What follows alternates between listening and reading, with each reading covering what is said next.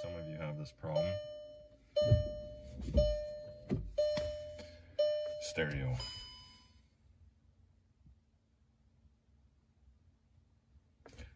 The screen will be dead. Just, you know, there's a portion of the screen that's dead. This is fine. Right there.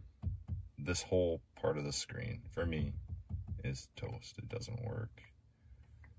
I can scroll here, but this is all dead. So if you're in maps or hitting your menu, you can't hit this here, it won't work. So I already started. You have to be very careful pulling this trim piece off. It does pop off if you start down below and gently use a plastic trim removal tool. I used one of those tools used to replace iPhone screens, so that's what I used. Something I need to note is that when I took this off, there's a connector here that has the airbag light. Down here, when you take this off, the gear shift selector, it's really hard to do when it's in park. It doesn't want to do it.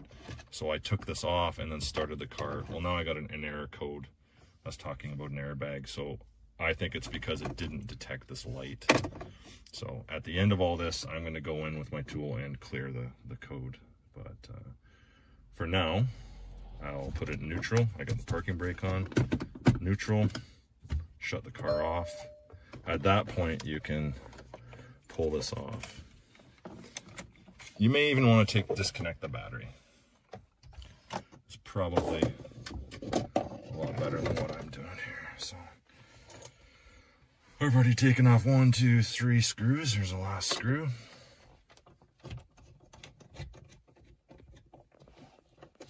And this is a Torx 20.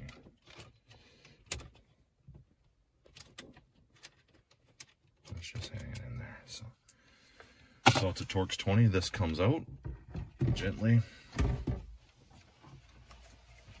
Now there's some connectors. There's a big, large square one, a yellow, which is an antenna, and then a ground, and some other ones here. I don't know what they do, but there's little clips here that you got to pull out for these ones. Once you pull out this little tab, this shall come off. Be gentle. Don't force it. See? So that's there. If you sort of hold on to the tab, that works like that. There, last one. This one here is you gotta press it in to remove. I found this to be the hardest. Actually, what I did last time was I did this one first. You lift up with this little connector. Again. Once you lift that, that pulls out. Now you've got more room to work with this here because you got to press this down. And it's kind of hard to get it. And remove at the same time. There you go. And we'll take this inside to the bench and fix it. Okay, now you got the radio on your workbench. I got an anti-static mat. I don't want to damage anything. So you need a T9 Torx to get off these 4 screws.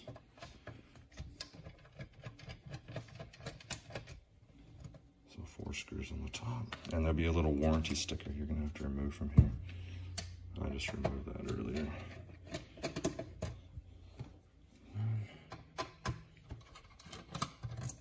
Of course, my warranty is voided on my car. I wouldn't have done this if there was still a warranty. I would have got Volkswagen to fix it because this is a common problem and Volkswagen should know this, but I guess they refused to do anything. So remove the cover.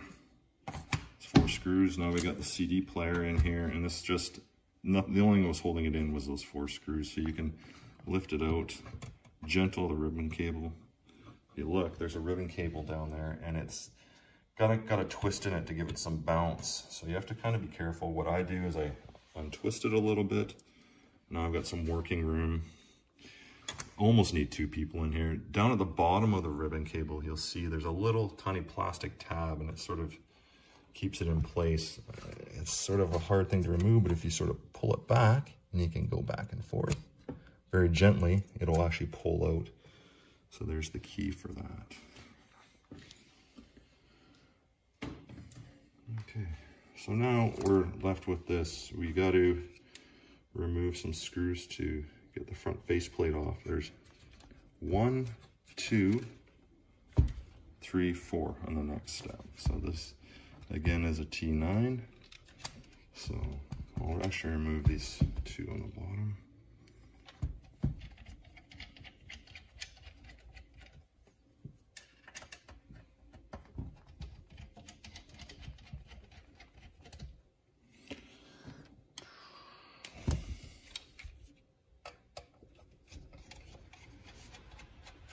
Screws are all the same size. You don't really have to worry about keeping them in a certain pile, but they you do have to keep track of these ones. So that's 4 there.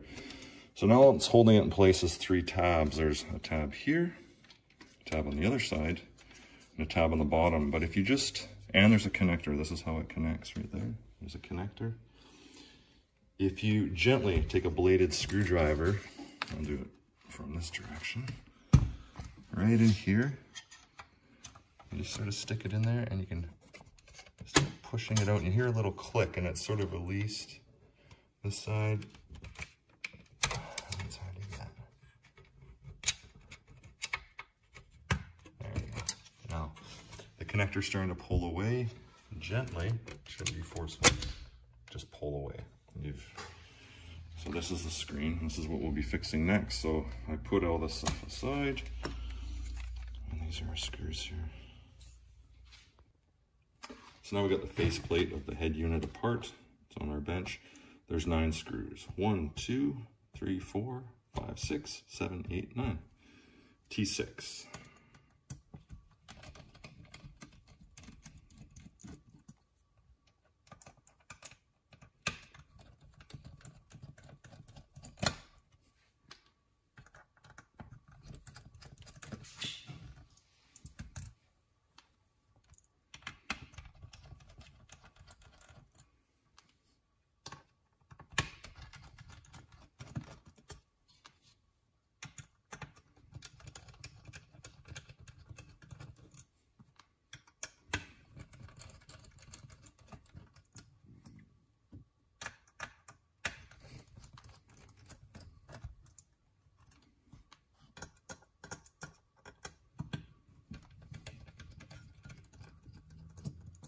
Okay, now we can remove the backing plate.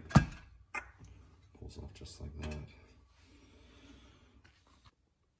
So at this point, we can see on the screen, here's the digitizer. This will be the part of the screen we're going to be replacing, or not replacing, actually putting a new digitizer over the old one. And here's the actual screen. These ribbon cables are very delicate, so we have to be careful. So we've got some screws here, T6 again. We got 1, 2, 3, 4, 5, 6, 7, 8 screws to remove. So before we do that, actually, we'll look at the SD card readers. I've removed the SD cards. Don't lose them. They're really simple to remove. There's just 2 little tabs here you gotta push away, and when you do that, you just pull this straight out. Wiggle it back and forth. Use your fingernail, comes straight out. And they only go in one way. The left one only goes in the left one, and the right one only goes in the right one. So you don't have to worry about mixing them up. It's really hard to. So those are those 2. So now we'll just remove our screws.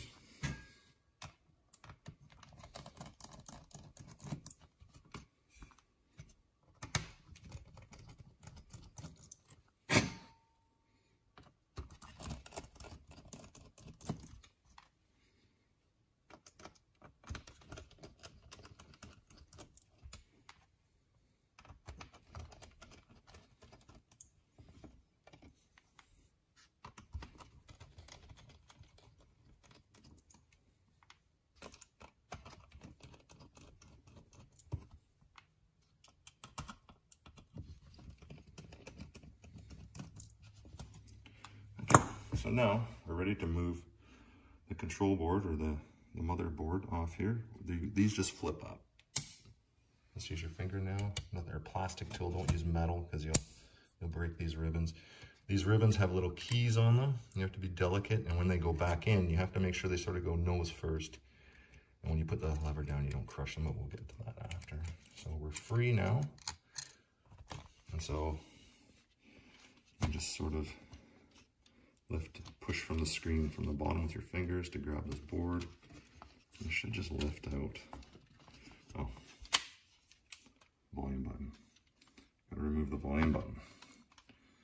I forgot about that. So there we go. Just lifts right out. So it's nothing special. I've got an anti-static mat, so I'm usually grounded. I don't worry about stuff, but just be careful of that with this board off to the side. And at this point here, the screen can just pop out. There's nothing holding it in place. So you want to be careful of the buttons. Don't place this upside down or your buttons are going to fall out. So sort of just keep this somewhere safe off to the side. Okay, so now I've got the new Digitizer here. I've taken the plastic off this side, but this is the new Digitizer. So I need to get it on here. There's a metal shroud across the old one, which we need to remove now. It's just held in by clips. I use these little things for changing iPhone screens, but they work great as well, just to get in there and sort of start at removing this. And you just go around it.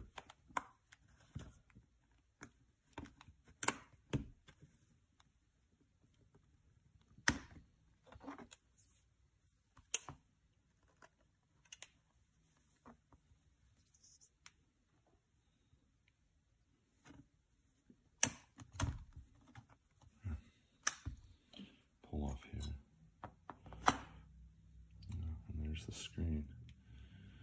So the Digitizer and the screen on the original model are welded together with glue. We can't remove it. It would just make a huge mess. At this point, I'm going to clean the screen. I want it to be as clean as possible. So I'll go get some alcohol wipes. Be right back. Okay, I've got an alcohol prep pad now. I'm just going to clean the screen. Because we're going to put the new Digitizer on top. I want to make sure that all the dust and gunk is off. Little pieces of dust are gone. I find going in like that should get it. It takes about a minute to dry. So we'll come back in a few minutes. Okay, at this point the screen's dry now. It takes a couple minutes. So there's the screen, and this is the Digitizer. The new Digitizer is just going to go on top, and we're just going to set this one here. It's dead after this point. So this I'll keep. I don't want to touch this side. There's adhesive on this gold strip, which I'll remove. So I'm just going to square this up just to sort of give an idea. You know, it's going to go like that, and you kind of get one chance at this. So you want to go slow.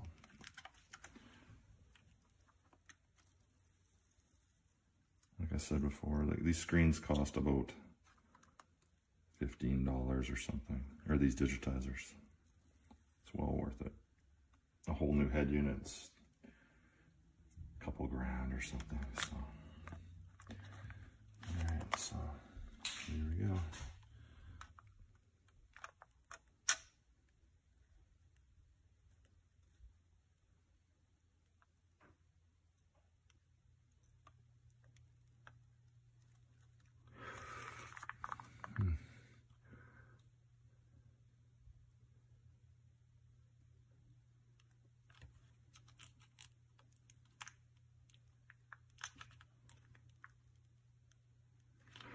You've got a bit of wiggle room. You can push it over just a bit. If you just sort of miss it, it does move before I really start pressing it in. But you want to make sure it's square as best you can. It's on there equally.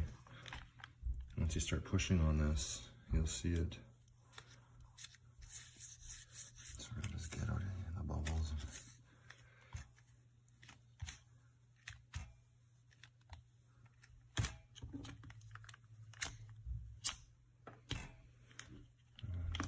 Press it in place.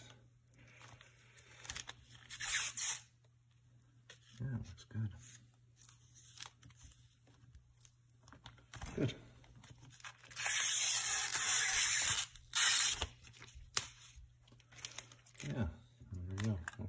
good. I don't see any air bubbles or dust and they're trapped in the screen. So now this cage goes on here, actually goes like that. There's a thick side and a thinner side. You can sort of see how that works there.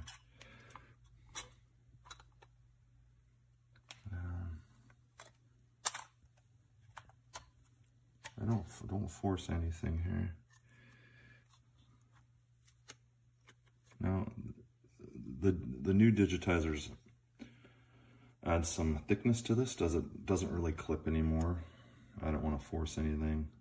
It hasn't been a problem, so we'll just leave it like that for now. But it's on there, and we'll go to the next part of assembling your radio again. Okay, we're at the last part now, and we got the buttons work. You know, feel that. Everything's ready to go back together. We got to put these SD card readers back in, and like I said, you can't mix them up. They only go a certain way. So they sort of just sit in the key slot there, and you'll see a connector here and there. They'll line up. If they don't, you got the wrong ones, and you just sort of gently, equal pressure, 2 clicks, or maybe 1 click, but it's equal. It's in. And the last one.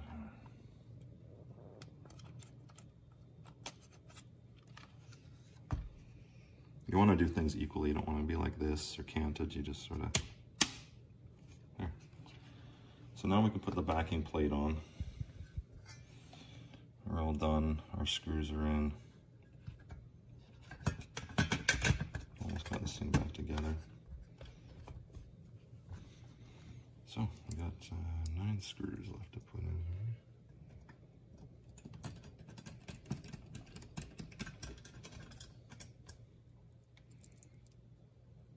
Like I was saying earlier, anyone could do this repair. The hardest thing was actually removing it from the car, or the face, the trim. Removing that, you got to be really careful. There's some thin spots in there, and you got to use a plastic tool. You don't use metal or anything, screwdriver. You'll scratch it. And that trim piece, I think the last time I looked at the price at my Volkswagen here in Canada was $300, $400, and there's a waiting period, and who knows now, right? They might even be more, or you can't even get it from the dealer, so just be careful. But anyone can do this repair. I went to Volkswagen, they were going to charge me $1,200, I think, for their head unit, or $1,800.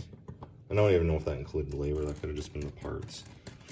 So then they recommended getting a Pioneer stereo at a stereo shop or whatever, but they just wouldn't be the same. Steering wheel controls, are they going to work?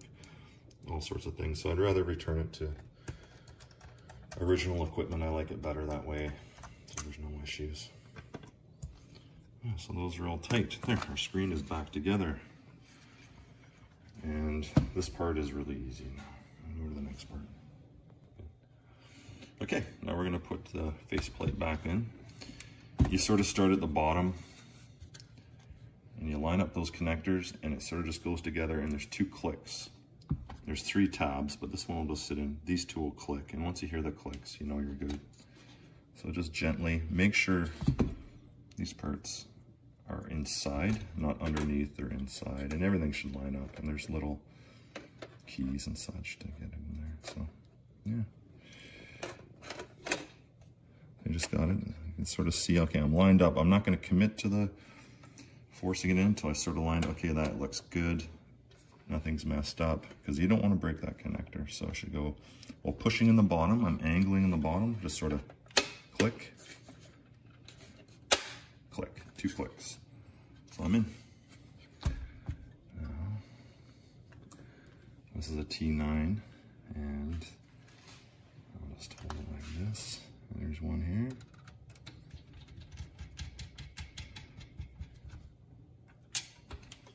One on the other side.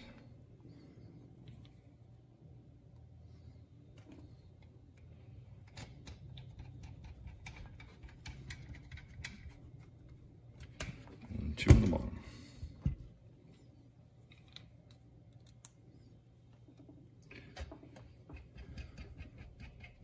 I gotta say, the whole process really isn't that bad. It's pretty easy to take apart and put together. I've done it a few times. It's pretty easy. So we're sort of back together. Now we got to do the CD player. And so like before, when we took it out, there's the keyed part of the ribbon that goes in the back, and you will see the part of the connector that is keyed, so you can't really mess it up. The DVDs go in here, or CDs go in there. There's sort of a twist on this thing from the factory, like this. I'm guessing they figure there's some spring action there, so you might need a hand for this one. I probably won't get it good on camera very well, but you'll figure it out, I'm sure. So you kind of gotta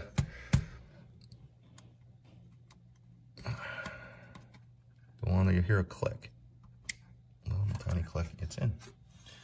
I didn't pull too hard. I didn't kink it, and now it just sort of sits in place. It's actually quite easy. There's two little tabs here in place. Easy. Last part is the cover. We got 4 screws, T9. We're almost back together, and we'll go out to the car and test it out.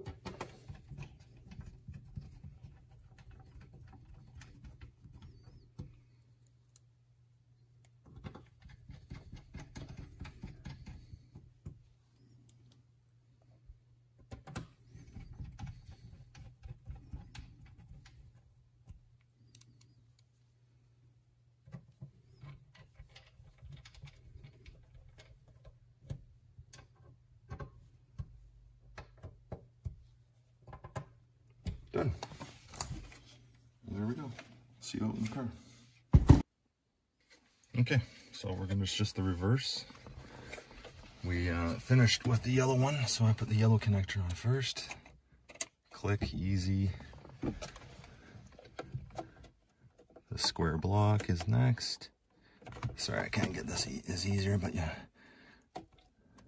it's at an angle too. Click, and then just there's a little seating latch on there. And then these 3 connectors.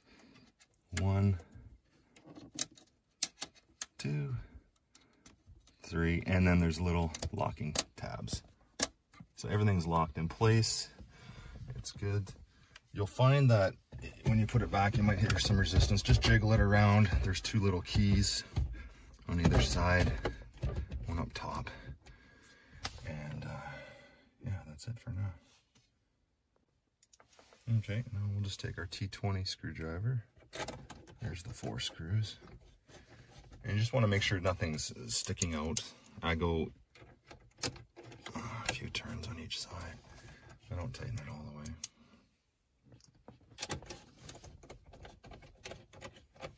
Until I get to the last one.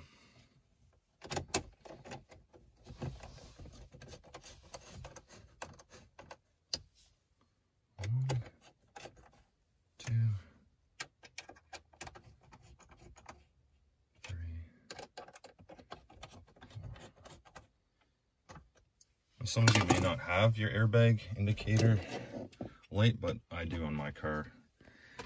And like I said, I've got a code on there now. It says airbag control error, and it's because I disconnected this and turned the car on to put this in neutral. So you may want to, before you take this off, like I said before, is disconnect this before, or leave it connected, put the car in neutral.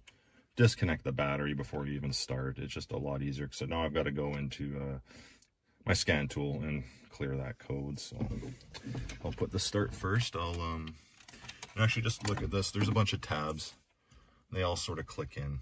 And I used a plastic tool to remove this. That's really important. Here we go. So it's in place. It's locked.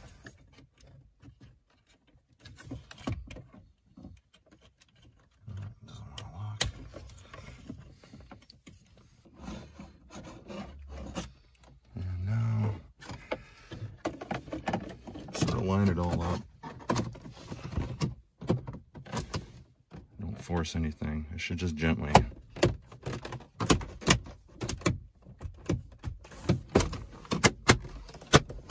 There you go. It's back together. Okay.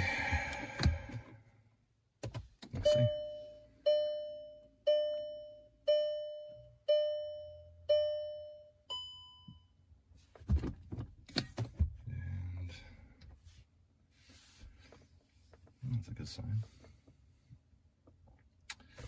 So my screen didn't work here before, and it's working now.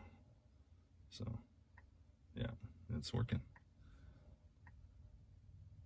Great. Yeah, awesome.